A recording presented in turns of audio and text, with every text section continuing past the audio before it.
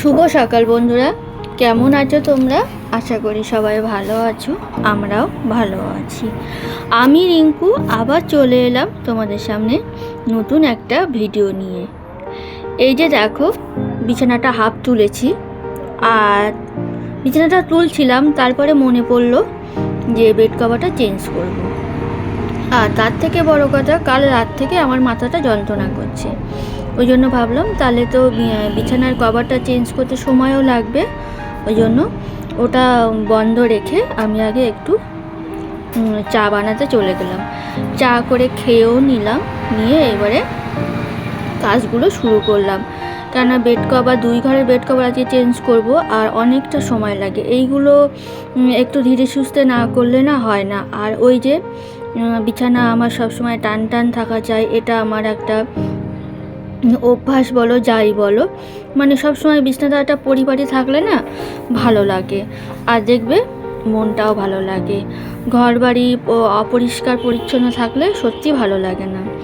এই ঘরের বিছানাগুলো তুলে নিলাম, আর এখন তো হালকা একটা ঠান্ডা আছে, সকালের দিকে না বেশ ঠান্ডা লাগে, ওই জন্য একটা চাদর গায়ে দিলেই ভালো হয়। ওই জন্য ওই হালকা এখন চাদর গায়ে দিই, কিন্তু যখন কাজকর্ম শুরু করি না বেশ গরম লেগে যায়। ওই জন্য ওই যে একটু যখন চা খেলাম দেখলে গায়ে চাদরটা ছিল, তারপরে ওটাকে আবার খুলে রেখে কাজকর্মগুলো করে নিলাম।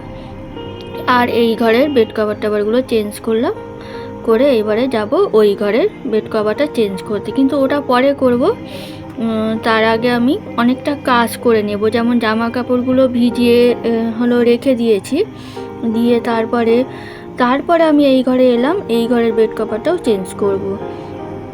আর ভাবছি না আজকে 2 ঘরের বেড কভার কাচবো না, কেননা যেহেতু আমি জামা কাপড় ভিজিয়ে দিয়েছি, অনেকটা 1 গামলা মতন ভিজিয়ে দিয়েছি, ওই জন্য ভাবছি যে 2 বেড কভার কাচবো না, কিন্তু দেখা যাক কী করি। আর আজকে যদি সব কেচে কুচে নিই না, কালকে তাহলে আমি একটু ফ্রি থাকতে পারবো। চলো, এই ঘরেও হয়ে গেছে। আর আজকে এক এক করে সমস্ত কাজকর্মগুলোই না, ঘরের কাজগুলো আগে করে নিচ্ছি, কেন বলো তো? তাহলে আমার একদিকে হয়ে গেলে আর একদিকে কাজ করতে আমার সুবিধা হবে। এর ফাঁকে ফাঁকে বলো আমি অনেক কাজ করছি, যেমন ঘর বাড়ি ঝাঁট দেওয়া, আর এখন মুছে নিচ্ছি, এরপরে কাচাকুচিগুলো করতে যাব। চলো, এই ঘরটা মোছা হয়ে গেছে, এবার যাই। আর ওই যে মাঝে একদিন আমি হাত দিয়ে ঘর বাড়িগুলো মুছলাম না, হাত দিয়ে ঘর বাড়িগুলো মুছলে খুব সুন্দর পরিষ্কার থাকে। লাঠি দিয়ে না যতই আমরা করি, কিন্তু সেইভাবে হয় না, দেখবে। আর এখন বেশ ফ্রেশ ফ্রেশ লাগছে। চলো, এটাও হয়ে গেছে, এইবারে আর কাজগুলো করা যাক। তারপরে চলে এলাম রান্নাঘরে রান্না করতে।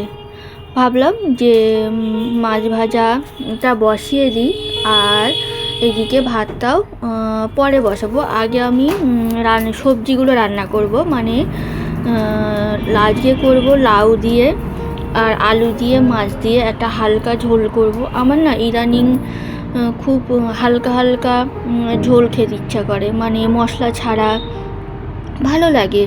তাই সেটা মাংস বলো আর যাই বলো, দেখবে মাংসর ঝোলও মাঝে মধ্যে একটু হালকা হলে না মুখটাও পাল্টায় আর ভালোও লাগে। মাঝে যেমন করলাম মাছের ঝাল হালকাভাবে, সেটাও বেশ ভালো লেগেছিল। ওইদিকে মাছ ভাজা বসিয়ে দিলাম, ওটা হচ্ছে। আর এইদিকে না আলু পেঁয়াজ কলি ভাজা করব, তার জন্য সর্ষে আর শুকনো লঙ্কা ফোড়ন দিলাম। ফোড়নটা হয়ে গেছে, এইবারে ফোড়নটা একটু ভালো গাঢ় করে নিলে না বেশ ভালো হয়, ওই জন্য একটু গাঢ় করে নিলাম। তারপরে এই যে আলু আর পেঁয়াজ কলিটা দিয়ে দিলাম, এর মধ্যে লবণ আর একটু হলুদ দেব, দিয়ে এটাকে একটু ঢেকে ঢেকে ভাজা করব। আর একটু কাঁচা লঙ্কাও দেবো এর মধ্যে, সেটা হয়তো আমি জানি না দিয়েছি, কিন্তু তোমাদের সঙ্গে সেটা আমি হয়তো দেখাতে পারলাম না। চলো, এবার এটাকে ভালো করে নেড়ে চেড়ে জাস্ট একটু ঢেকে দেব, দিয়ে তারপরে এটাকে জোর কমিয়ে ভাজা করব। এই দেখো ভাজা হয়ে গেছে, আর আলুটাও দেখছি যে সিদ্ধ হয়ে গেছে।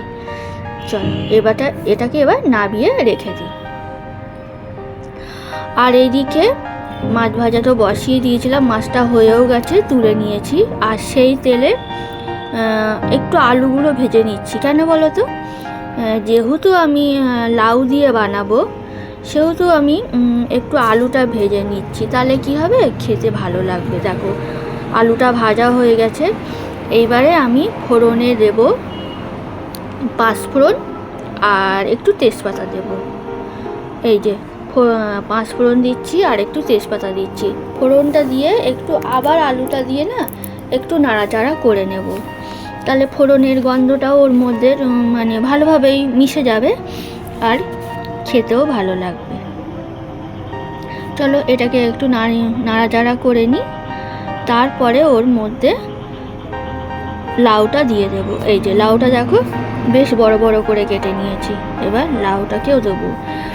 আমি জানতাম না বন্ধুরা যে লাউ দিয়ে মাছের ঝোল মানে খেতে কেমন হয়। আমি শুধু দেখেছি যে সবাই রান্না করে, কিন্তু আমি কোনোদিন করিনি, আজকে করেছি আর খেয়েওছি। এত ভালো হয়েছে বিশ্বাস করো। এর মধ্যে কোনো মশলা না, বলো লবণ হলুদ এই দিয়ে ভালো করে একটু কষিয়ে নেব। আর এর মধ্যে আমি কোনো আর মশলা দিইনি। কেন বলো তো, যেহেতু বলেছে হালকা ঝোল খাবো, এই যে একটু আদা দিয়েছি আর একটু কাঁচা লঙ্কা বাটা। আদাও দিতাম না, যেহেতু মাছ দেব একটু আদা না দিলে হয় না, ওই জন্য আদা দিলাম। আর এরপরে আমি দেব যে টমেটো আর একটু আবারও কাঁচা লঙ্কা ছিঁড়ে ওর মধ্যে দিয়েছি। মানে তো তরকারিগুলো আমি একটু ঝাল ঝাল আমাদের ভালো লাগে, যেহেতু তরকারিতে আমাদের মিষ্টিটা কম পড়ে, ওই জন্য একটু ঝাল ঝালই সবাই পছন্দ করি। আর শাকে বা শুক্তোয় একটু সামান্য একটু মিষ্টি দিই, ওটা দিতেই হয় ওই জন্য। আর ওইদিকে জল গরম করে বসিয়ে দিয়েছিলাম। এই যে দেখো ভালো করে কষিয়ে নিয়ে এবারে জল দিয়ে দিলাম। এর মধ্যে আর কিছুই দেব না। এবারে ঝোলটা ফুটে গেছে, সঙ্গে সঙ্গে তো গরম জল দিয়েছি, এই জন্য ফুটে গেছে। এবারে মাছটা দিয়ে দিলাম, কেননা মাছটা দিয়ে যদি না ফোটাই না তরকারিটা ভালো লাগবে না। চলো এটা হতে থাক, তারপরে আবার আসছি। এই যে দেখো মাছের ঝোলও প্রায় হয়ে গেছে।